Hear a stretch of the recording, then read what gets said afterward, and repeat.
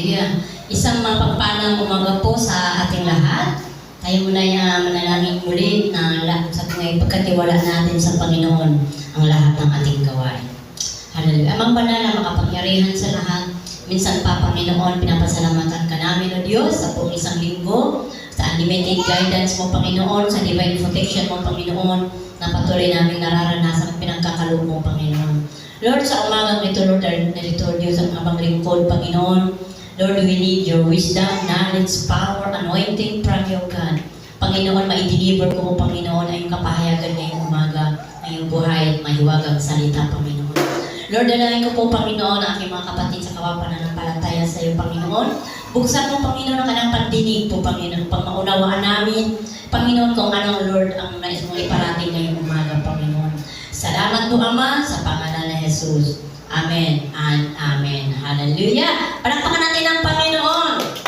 Ayan, hallelujah! Ako po ay muli nagpapasalamat sa Diyos sa umagang ito na minsan pa ay binigyan ng muli ng pagkakataon o privilege, opportunity na makabahagi ng salita ng Panginoon ngayong umaga. Kumbaga, ang salita po ng Panginoon, ito po ay napakahalaga sa ating buhay spiritual. Dahil ito po ang nagpapatibay, ito po ang nagpapalago sa ating pakikinig at sa ating pag-aaral ng kanyang salita. Hallelujah! Salamat po sa buong isang linggo na talagang ito ang evidence ng Panginoon sa atin na tayo ay narito na upang mag-aral ng kanyang salita. Hallelujah! Our topic today is about we need to finish the race. Kailangan tapusin ang takbuhin natin dito sa ibabaw ng mundo na ating pinagsimulan sa ating paglilingkod sa Panginoon. Hallelujah! Ang buhay po natin ay ang buhay po natin dito sa mundo ay parang katulad ng isang paligsahan. Like a race na kailangan tapusin ang takbuhin sa ating hinaharap, sa ating harapan. Ayan. Kaya po napakahalaga po sa buhay natin, meron tayong goal. Ano ba ang goal natin sa ating buhay mananampalataya sa Panginoon? Kung ano ang ating pinagsimulan, kailangan natin tapusin. Ang kanyang banal na Espiritu ang siyang mag-uudyok sa atin at mag-guide sa buhay natin. Kailangan natin ng lakas at determinasyon mula sa ating Panginoon. Hallelujah! There are 2 points to finish the race. First point po, let us throw off our sins and everything that hinders us. Kailangang iwaksi ang lahat ng ating kasalanan na siyang pumipigil sa atin. Minsan po tayo, aminin po natin, minsan tayo nagkakasala pa rin, di ba? Ayan, minsan dumarating din sa point ng buhay natin na minsan nagkukulang tayo sa Panginoon. Dapat po natin pinare-remind sa atin ng Diyos na kailangan po tayong patuloy na magsaliksik, pagbulay-bulayan, pagnilay-nilayan, pag-aralan ang kanyang salita. Basahin po natin sa Hebreo 12:1. The book of Hebreo. Kaya nga, dahil napapaligiran tayo ng napakaraming saksi, tanggalin natin ang anumang balakid at ang kasalanang kumakapit sa atin.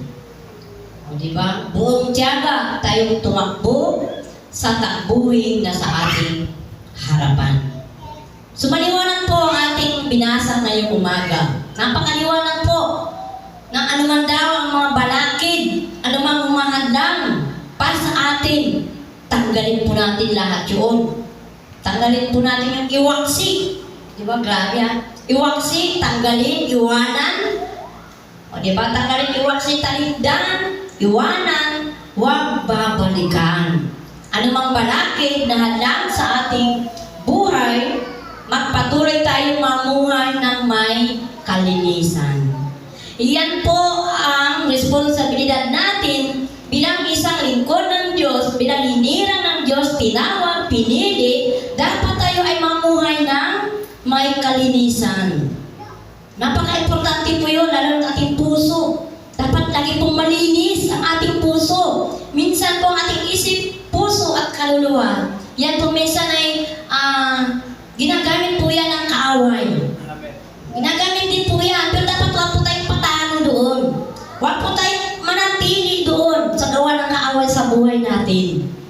Ano pa unang dapat natin gawin? Pray to God. Para maalis, matanggal. Kasi pag hindi natin ikinumit sa Panginoon ang buhay natin, ang ating mga attitude, mga karakter, hindi rin po yan mawawala. Ang banal na Espiritu ang siyang tutulong sa atin para matanggal, iwanan, huwag nang babalikan. Ang anumang hindi karapat-dapat at hindi kaaya-aya at hindi kalugod-lugod sa Panginoon sa buhay natin, dapat po mawala na po yan lahat. Diba? Maliwanag po sa ating binasa, napapaligiran tayo ng napakaraming saksi. Tayong mga anak ng Diyos, marami po nakatingin sa ating kapaligiran. Minsan binabantayan tayo. Minsan sa ating pananalita, be careful po tayo. Minsan hindi natin, namamalayan nakakapagsalita po tayo ng hindi maganda sa kapwa.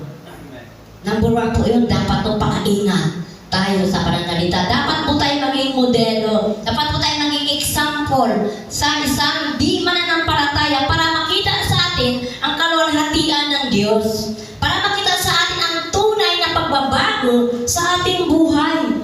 Kaya po napakahalaga po kaya mapalad po tayo na tayo ay linggo-linggo nag-aaral ng salita ng Panginoon. Tuwing Merkulis po nag-aaral tayo ng salita ng Panginoon para po mapalaya tayo sa anumang hindi karapat-dapat. Dapat mapalaya po tayo sa pananalita lang po natin. Dapat po maging kalugod-lugod ang lahat ng lumalabas sa ating mga dila. Dahil ang dila po natin, makapangyarihan po yan. Dapat ang lumalabas po lahat ay puro kalugod-lugod sa ating Panginoon. Hallelujah. So pagpatuloy po natin, mamuhay po tayo ng may kalinisan. We need to desire the right time. Ayan, kailangan tapusin ang takbuhin natin sa buong may katiyagaan. Di ba? Sabi sa pinakahuling verse, buong tiyaga tayong tumakbo sa takbuhin na sa ating harapan.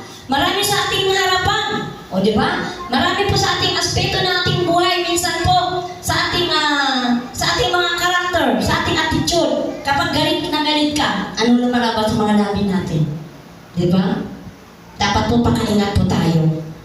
Pakaingat po tayo, pakaingatan po natin. Mula nang tanggapin natin ang Panginoon bilang sarili natin tagapagligtas, anak niya po tayo. Kaya dapat po maging katulad tayo ng ating Panginoon. Hallelujah, na ang Diyos ay walang katulad, walang hihigit pa sa Panginoon na magbabago ng ating buhay. Ang Diyos lang po magbabago ng ating buhay, wala nang iba po. Sa pamamagitan po natin ng pagbabasa ng salita ng Panginoon at ang banal na Espiritu ang siya magbabago ng ating buhay, mga kapatid. Patuloy natin i-commit ang ating sarili sa Panginoon. Patuloy po natin i-commit. Let us finish the race with perseverance. Tapusin natin ang may katiyagaan. Ano man ang ating mga career, ano man ang ating mga pinag-aabalahan, ano mang sitwasyon mayroon po tayo sa buhay natin, magpatuloy lang po tayong sumunod sa kalooban ng ating Panginoon. Patuloy lang po tayong magsaliksik ng salita ng Diyos. Patuloy natin hukayin ang pinakabuon ng salita ng Panginoon. Dito po ang lahat ng katanungan sa salita ng Panginoon. Katanungan po natin, dito po ang kasagutan sa pagbabasa po natin ng salita ng Panginoon. Kaya po ang buhay natin hindi lang po natatapos sa linggo. Habang panahon, habang buhay tayo naglilingkod sa Panginoon, habang buhay din po tayo mag-aaral ng salita ng Panginoon.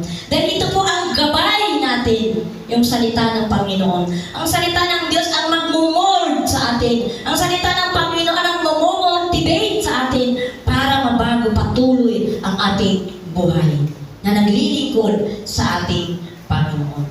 Kaya po napakahalaga po sa takbuhin natin dito, sa pagtahak natin dito, sa mundo natin ginagalawan sa araw-araw natin pagkikipagbaga, pagkikipagsalamuhan sa kapwa natin na di mananampalataya, kailangan maging ilaw at asin ka sa buhay mo.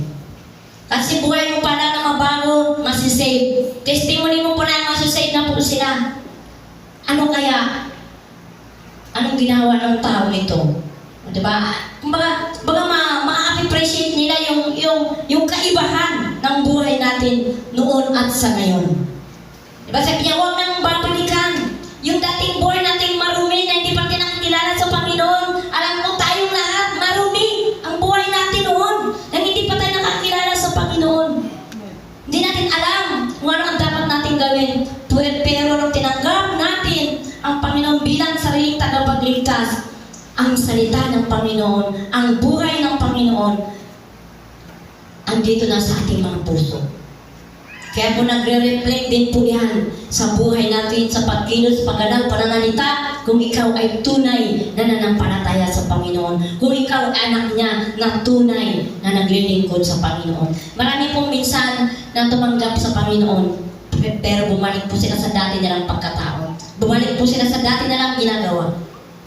Kaya tayo, mapalad po tayo. Mapalad tayo na tayo ay patuloy na nag-aaral ng salita ng Panginoon. Patuloy tayo nag-aaral ng salita ng Diyos. Patuloy tayo nagpapasakop sa kalooban ng Panginoon. Especially po ang kanyang kalooban ang ating sinusunod. Hindi ang sarili nating kalooban. Dahil sarili po natin minsan nagiging patpat po tayo. Sa pagdesisyon po natin sa buhay na hindi natin ipinagkakatiwala sa Panginoon, nagiging palpak po ang lahat.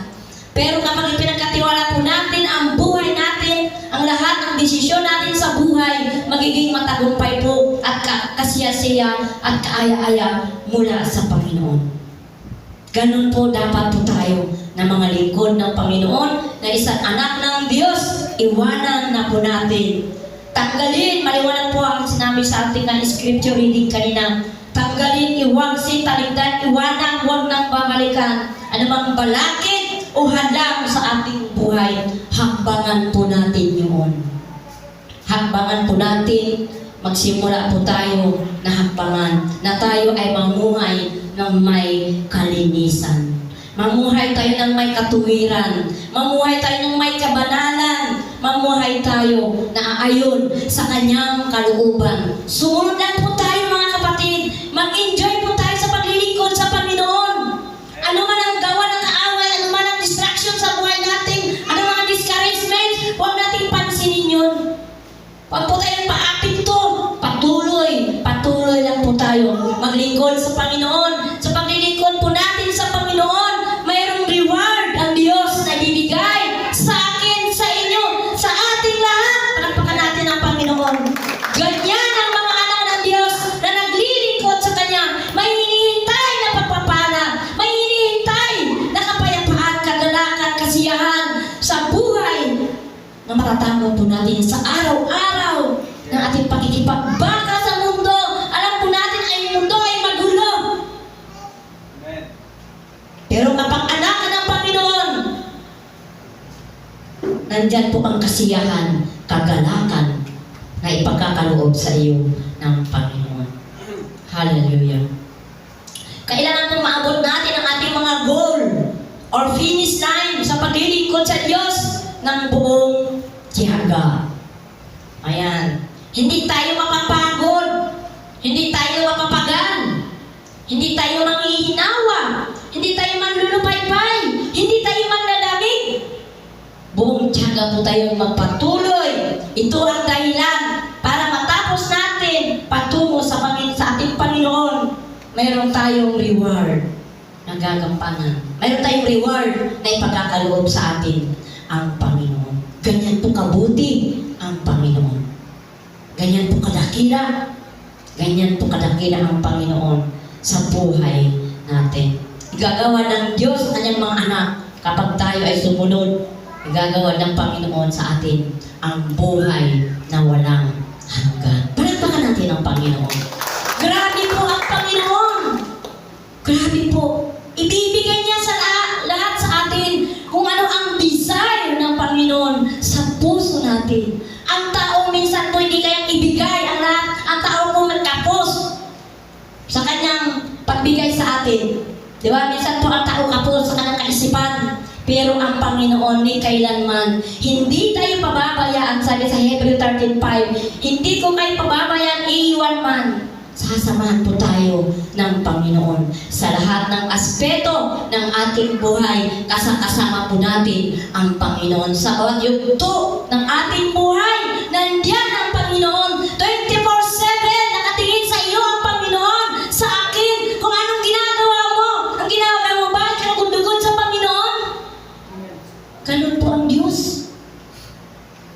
24/7 po nakatingin sa atin ang Panginoon. Kaya po sa buhay natin, kung Kristiyano ka lang, itulo mo na. Huwag ka nang patumpik-tumpik pa. Huwag ka nang ups and down. Pag mainit ka, okay. Pag malamig. Diba? Dapat tuloy-tuloy po tayo. Tuloy-tuloy lang po tayo sa paglilingkod sa Panginoon. Let us fix our eyes on Jesus. Number 2 po. Second point. Let us fix our eyes on Jesus. Ituon natin ang ating paningin sa Panginoon. Basahin po natin sa Hebrew 12:2. Ituon natin ang ating paningin kay Jesus, sa Kanya nakasalalay ang ating pananampalataya mula sa simula hanggang katapusan. Dahil sa kagalakan na naghihintay sa Kanya, hindi niya inalintana ang kahihiyan ng pagkamatay sa cross at siya ngayon ay nakaupo sa kanan ng trono ng ating Panginoon. Palakpakan po natin ang Diyos. Ayan, hallelujah. Sabi nga, i-focus natin ang ating paningin. I-fix. Ayan, i-fix po natin ang ating Panginoon ang Panginoon. Ayan, i-fix po natin ang ating paningin sa ating Panginoon. Kumbaga, ang ating pinagsimulan, nang tanggapin natin ang Panginoon bilang sarili natin tagapagligtas, tayo ay nanalig na nampalataya sa Panginoon, kaya tayo ay naligtas sa Kanyang habag at biyaya ng Panginoon. Ayan. I-concentrate lang po natin ang ating paglilingkod sa Diyos. Huwag tayo mani-distract. Huwag po tayo mani-distract sa buhay natin na minsan dumaranas po tayo ng kahirapan, kapaguran. Diba? Normal po yan sa tao sa ating pisikal. Makakaranas po tayo ng kapaguran sa pisikal. Pero sa spiritual, dapat hindi tayo mapapagod. Hindi tayo mapapagod, hindi tayo mapapagal sa spiritual ng ating buhay. Pagkaroon nakakaranas tayo sa ating pisikal, pero sa spiritual, huwag po nating bigyan ng halaga. Huwag nating bigyan pansin kung tayo ay nanghihina. Kumuha po tayo ng lakas sa Panginoon para tayo ay palakasin ng Panginoon sa time na po tayo ay nanghihina. Don't give up, mga kapatid. Huwag tayong susuko. Huwag tayong hihinto. Huwag tayong mani-discourage. Huwag tayong bibitaw. Mga kapatid, sa panahon na tayo ay nanghihina sa ating spiritual, kumuha tayo ng lakas sa ating Panginoon. Magtiwala ng buong buo. Manalig manampalataya sa Kanya. Ipagkatiwala mo ang lahat ng iyong buhay sa Panginoon. Mararanasan po natin patuloy ang kagalakan, kasiyahan, kasiglahan, kapayapaan mula sa ating Panginoon. Palakpakan po natin ang Diyos. Ganyan tayo kamahal ng Panginoon. Ganyan tayo kamahal ng Diyos. Minsan tayo nagkukulang, minsan tayo nagkakasala, pero nandiyan ang Kanyang habag, biyaya, para patawarin tayo ng Panginoon sa ating mga ginagawang kasalanan. Diba sa tao, ang tao po kapag nagalit sa'yo, ang iba pa nga sabi pa nga ibaon sa hukay. Diba? Ganun ang tao. Realidad po yun ang tao. Nakinikimkim ang galit. Pero ang Panginoon, kailanman po, hindi tayo iiwanan ng Panginoon. Sa buhay po natin, maraming tayong pinagdadaanan. Sabi nga, Kristiyano tayo, hindi tayo exempted sa mga trials sa buhay. Hindi tayo exempted. Ang pinakamasaya lang, meron tayong Panginoon. Meron tayong Diyos na may katugunan sa lahat ng ating mga suliranin sa buhay. Gaano man kabigat ang ating dinadala, gaano man kabigat ang ating pinagdadaanan, mayroon tayong Diyos na kayang tanggalin ang lahat sa puso mo na hinanakit sama ng loob. Tatanggalin niya ng Panginoon dahil ikaw ay anak niya. Hindi hayaan ng Panginoon na manatili sa ganung sitwasyon. Dahil ang gusto ng Panginoon, mamuhay ka ng malinis na puso. Ang gusto ng Panginoon, mamuhay ka na mayroong kapayapaan. Yun ang nais ng Panginoon sa buhay natin para maabot natin ang takbuhin natin sa paglilingkod sa ating Panginoon. Ganon kadakila, ganon katapat, ganon kabuti ang Panginoon sa buhay natin. Mga kapatid, panahon na po, maging seryoso po tayo sa paglilingkod sa Panginoon. Panginoon. Maging totoo po tayo sa paglilingkod sa Panginoon. Ano man ang mga distraction sa ating buhay, ano man ang distraction sa mga katabi natin, sa mga kapaligiran natin, huwag po nating papansinin yun. Huwag po nating bibigyan pansin. Ang pansinin po natin ang banal na Espiritu, ang siyang mananahan sa puso mo, sa buhay mo, ang siyang kikilos at gagalaw sa buhay mo para baguhin ang lahat ng mga hadlang, lahat ng mga balakid sa buhay natin. Tatanggalin niya ng Panginoon. Dahil ang salita ng Diyos, mahiwaga, makapangyarihan, makatotohanan po yan. Kaya tayong baguhin ng Panginoon. Kaya tayong baguhin ng Panginoon. Basta nakikita ng Panginoon, seryoso ka sa paglilingkod sa Panginoon. Totoo ka na naglilingkod sa Panginoon. Gagalaw at kikilos ang banal na Espiritu sa buhay natin. Ganun po, makapangyarihan ang Panginoon sa atin. Hallelujah. Ang sarap po maglingkod sa Panginoon. Ang sarap po maglingkod sa Panginoon. Dahil nararanasan na po natin ang kanyang mga pangako sa kanyang mga salita.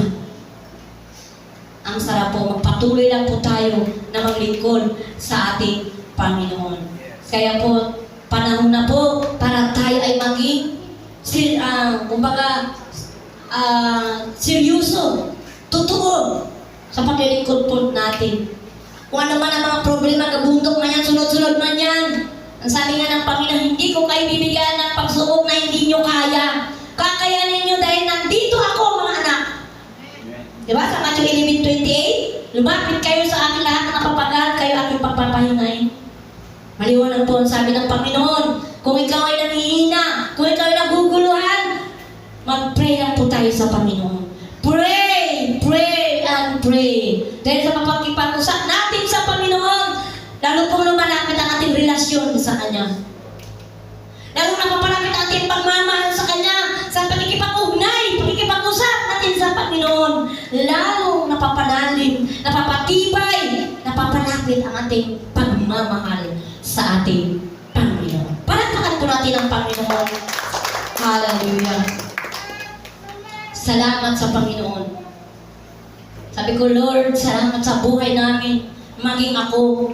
Sabi ko, Lord, salamat sa mga magulang ko na nakakilala sa Panginoon at kami nakakilala sa Panginoon. Ginamit ang aking magulang. Ginamit po ang aking mga magulang. Kaya po naranasan po namin ang buhay na may kapayapaan. Isa ko na po napakasaya kapag ang pamilya ko po ay buong-buo na naglilingkod sa Panginoon. Sabi ko, Lord, sabi ko noon, nung kami ay napuntang Taytay, kami ni Pastor, sabi ko, Panginoon, kahit malayo ang simbahan, hindi ako titigil. Kung tumigil po ako, wala po kami sa harapan ninyo. Nag-stand po ako noon. Si Pastor po, nung kami ay magsama, hindi pa po yan totally talaga nagano sa Panginoon. Meron din po rin mga bisyo. Pero nanindigan po ako. Pinagpipray ko, kaya kayo mga asawa, ilihans nyo ang inyong mga asawa. Pagkagabi, nililihan ko yan si Pastor, Lord, baguhin mo ang asawa ko, Panginoon. Dahil ang pangako ko sa iyo, Panginoon, saan naman ako mapunta, maglilingkod ako sa iyo, hindi ako hinto. O ngayon nakamit ko, di ba? Buong pamilya po kami na naglilingkod sa Panginoon. Ganyan po, palakpakan natin ang Panginoon. Kung ano po ang naranasan, mararanasan din po ninyo, mga kapatid. Basta huwag kang ito. Never give up. Kasi kung huminto ka, hindi mo madadala ang pamilya mo. Wala silang makikita. Mga halimbawa na ginagawa mo ay kaloob sa Panginoon, kalooban ng Panginoon. Kaya salamat sa Diyos sa buhay ko, na ibinigay ko ng buong ang buhay ko. Inalay ko sa Kanya ang buong buhay ko, Panginoon. Kung ako magkakapamilya, Lord, hindi man Kristiyano, magiging Kristiyano siya. Ingrat ng Panginoon, naging pastor pa. O, di ba? Kaya grabe. Kapag nakita ng Panginoon ang puso mo, ikagrant ng Panginoon. Pero kapag ang puso mo alanganin din ang Lord. Pero kapag ang puso mo ay totoong-totoo, ikagrant yan ang Panginoon. Kung may pagdududa, siyempre, kumbaga, Nandun pa yung pagdudulo pagkanindangan. Hindi pa yung pagkakaloob ng Panginoon yan. Maghintay ka na makita ng Panginoon ang puso mo ay naka-align sa Kanya, naka-connect sa Kanya, ibibigay at ibibigay ng Panginoon. At kung tayo ay namumuhay ng naaayon sa Kanyang kalooban, lahat po ng desire, lahat po ng hiling natin sa buhay, ibibigay at ipagkakaloob po yan ng Panginoon. Kaya po, salamat sa Panginoon sa umagang ito na ang salita ng Panginoon ay nagbibigay sa atin ng kalinawan, nagbibigay sa atin ng tamang direksyon sa ating hanap po, sa ating pakikipagbaka sa mundo. Gabay, patnubay ang salita ng Panginoon. Sandata po natin yan. Gagamitin po kayo. Hindi lang po kami. Gagamitin din po kayo sa inyong mga kaibigan, sa inyong mga mahal sa buhay na hindi pa nakakilala sa Panginoon. Kayo ang gagamitin, hindi ibang tao. Kayo nandito sa loob ang gagamitin ng tao ng kapamilya ninyo. Huwag po kayong mahiya, i-share nyo po. Ang sabi ng Panginoon, kung kayo, ako inyong kahiya, ikakayanin ko kayo. Huwag natin kahiya yung salita ng Panginoon. Kung anong naranasan natin, i-share natin sa kanila para sila po ay makakilala rin sa Panginoon. Kaya po salamat sa Panginoon. Tayong lahat dito gagamitin ng Panginoon. Tayong lahat gagamitin sa pagbahagi ng salita ng Panginoon. Ipanaganap po natin yan. Tayong gagamitin hindi ibang tao, kundi tayong mga anak niya para makakilala sila. Hindi po ang believers tayo mismo. Kasi tayo ang nag-aaral ng salita ng Panginoon. Tayo ang tumanggap ng kanyang salita sa kanyang kaligtasan. Kaya dapat tayo rin po ang gagamitin ng Panginoon. Kaya patuloy lang po tayo mag-aral ng salita ng Panginoon. Palakpakan mo ay yung sarili na nandito ka ngayong umaga. Yan. Hallelujah. Salamat na patuloy po natin kauhawan ang salita ng Panginoon. Salamat sa Panginoon na nandito ka ngayong umaga.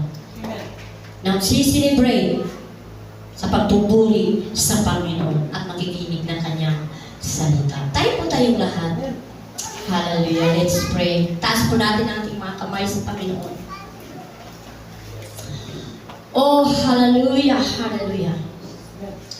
We worship you, Lord. We worship you, Jesus. Panginoon, salamat po sa umagang ito, Panginoon. Sa aming pag-aralan ng iyong mga salita, mahiwaga, buhay, kapangyarihan, makatotohanan ng Diyos. Lord, salamat po, Ama. I-bless mo ito, Panginoon. Panginoon, patuloy namin tatahakin at tatakbuhin patungo sa iyong landas. At susundin namin, Panginoon, ang iyong kalooban. Patungo sa iyong paanan, O Diyos. Lord, idinudulog ko sa iyo, Panginoon, ang iyong mga kapatid sa Panginoon, pananampalataya, Panginoon. Na pinili mo, hiniran mo, O Diyos, na maglingkod sa iyong Panginoon. Lord, ang bawat isa, Panginoon, ano man, Panginoon, ang kanilang pinagdadaanan, O Diyos, iba't ibang pinagdadaanan, Panginoon, sa buhay nila. Mga trials, physically, mentally, emotionally, spiritually. Father in heaven, in the name of Jesus, patuloy mo, Panginoon, maranasan nila, Diyos. Patuloy mo, Diyos, iparanas sa kanila, Panginoon, ang iyong pag-ibig, pagmamahal.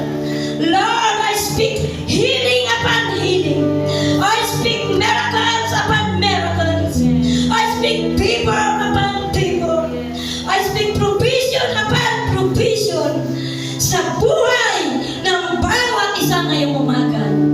In Jesus' name, Amen and Amen. Palakpakan natin ang Panginoon. Hallelujah. Are you blessed? Amen. Salamat po sa napakagandang salita ng Panginoon ngayong umaga. Hallelujah.